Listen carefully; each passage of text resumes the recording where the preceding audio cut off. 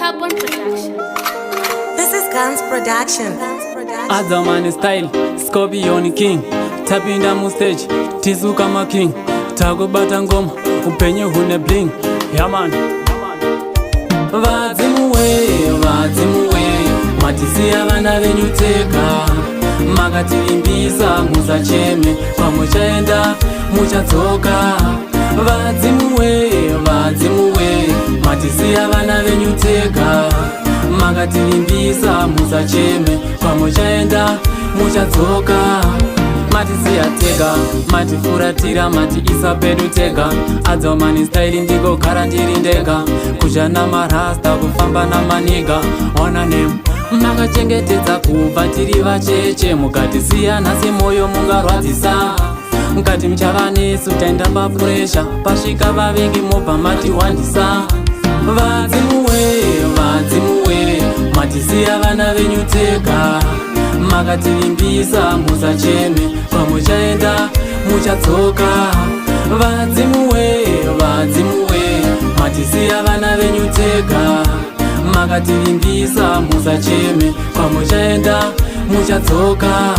Ndivhure meso ini pandoverenga, mutisvitsire munamato kuna nyadenga. Ndigokwanisa kumhanya pandovhiringwa, vakonditarisa pese pandichatsika. Adamani style, ndopinda netactic, ndodesigna machuni kunge ndiri architect. Ndotaura true, asanditambe cool, kumhanyisana navo kuda kuembeni groove.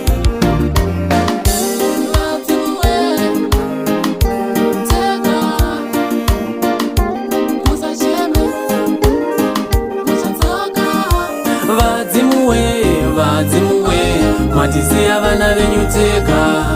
Makatilimbisa musacheme, pamuchaenda muchatsoka.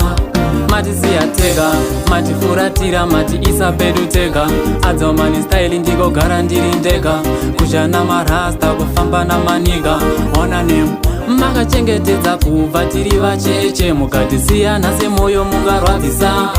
Mukati mchava nesu taenda papuresha. Pasvika vavengi mobva matiwandisa.